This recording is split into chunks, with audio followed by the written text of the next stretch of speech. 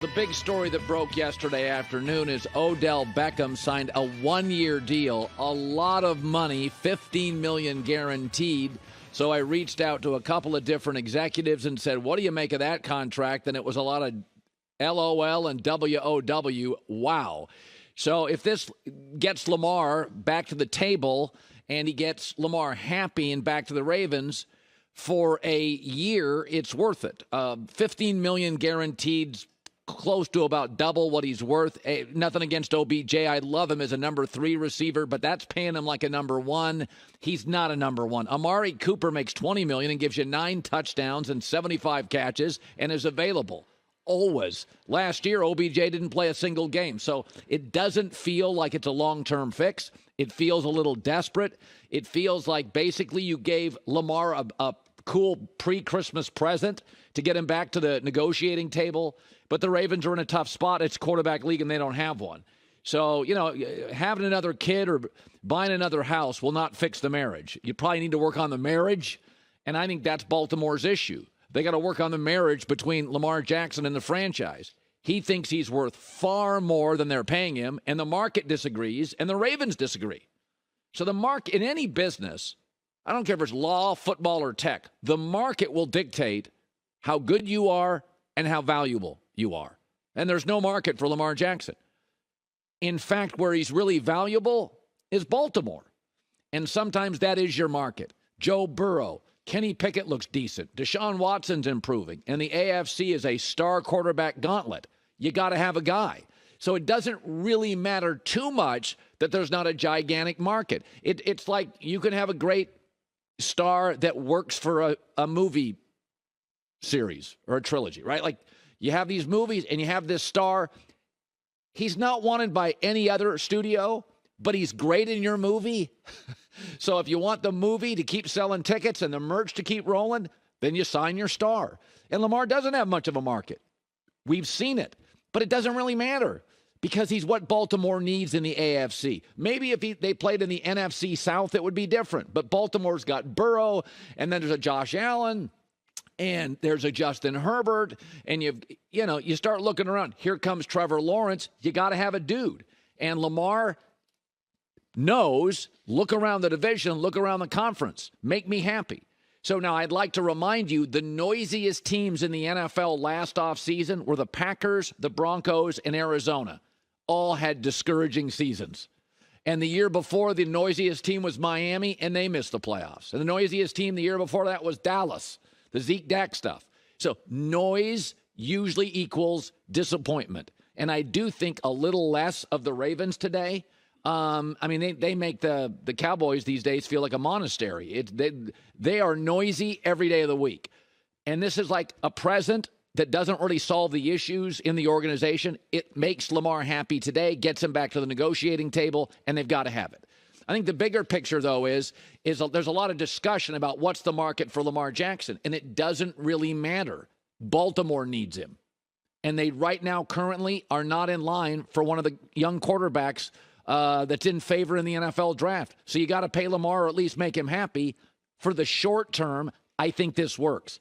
But would you be shocked if by week 6, OBJ is hurt, Lamar is unhappy, he's got a new contract, and the Ravens are stuck at 500? That wouldn't shock me either.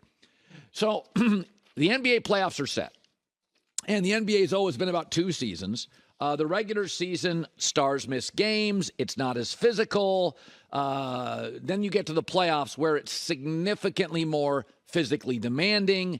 You don't play all the dogs in the league. So right now the Lakers are on fire against bad teams. LeBron's healthy, AD's healthy, and they've made their way to the play-in game, and they will beat the T-Wolves in the play-in game. That team's falling apart. And you want to believe, when you look at the Lakers, you want to believe it's magical. But history tells you they cannot win a playoff game in 4 long series. AD will get hurt. LeBron's in year 20. It's like traveling with young kids in the back seat of a car for a long road trip, and they're all getting along and they're all happy. You know you're just one tantrum for a really quick meltdown. You know it's coming, but right now it's all good. And the Lakers are beating bad teams, and LeBron's ankle is good, and AD hasn't crashed to the floor in a while, and we haven't had any situational moments where D'Angelo Russell can melt down and do dumb things. That's why Golden State got rid of him. So they do deserve credit. In fact, I got to give Darvin Ham credit. He got a roster that didn't work, and everybody knew it wouldn't work with Westbrook to start the season. And then halfway through the season at the trading deadline, they give him a new roster. And they're engaged. And they've won 9 of 11, and LeBron's happy, and Austin Reeves has a role, and they play real defense, and they're very efficient on the defensive end, and they kind of protect the rim. And it's kind of working against bad teams. But something to note.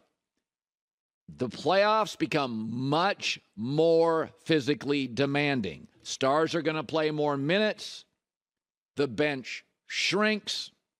You're going to need more from AD, and I'm waiting for the meltdown. The kids are all getting along. It's all great. We just stopped for ice cream. But I am waiting for the tantrum and the meltdown, which would be D'Angelo Russell doing something that makes LeBron shake his head in crisis. LeBron re-aggravating his ankle, AD crashing to the floor and can't get up. Now, for the time being, though, Darvin Ham has sort of made it work. They're beating teams they should beat. He was thrown like a curveball at the trading deadline. He was given a roster to start the season as a rookie coach with a big brand that wasn't going to work. And they've moved off it, and they're headed to the play-in game. They're going to beat the T-Wolves. They're going to be a tough matchup. I don't think they're built to win 4 playoff series, but I do think a play-in game in the first series, they'd be a handful. They protect the rim. They move the ball pretty well. They get to the free throw line. They create contact. Yesterday, I watched the entire game. I was flying home from skiing. I watched the entire game, and I'm like, they're having fun. They're playing hard. They're having fun. There's a lot of teamwork going on. LeBron's totally, utterly engaged. Darvin Ham is one of the lowest profile Laker coaches ever. Tip of the cap to him, though. He's leaned into what he does, defense. He made the Westbrook thing work enough so that Westbrook viable enough to go to another team.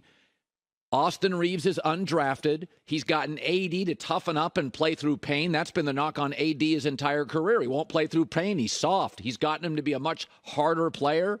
All of it's gotten a tip of the cap and a nod from LeBron. It's kind of all working. Everybody does what they do pretty well. Now, playoff basketball is more physically demanding, and it becomes situational half-court basketball, and that's where with D'Angelo Russell, you cross your finger. There's a lot of finger crossing with the Lakers right now in terms of health and decision-making, but it's been a good 2-3 weeks, and they deserve credit for that. It's the play-in game next. I will say this, Clippers-Suns is about as good as a first-round playoff series gets. I'll take the Suns to walk through the Clippers. I also think the experienced Warriors against the inexperienced Kings is a very tasty first-round matchup. I think that probably goes 6. I would take, what dynasties get. They get the whistle.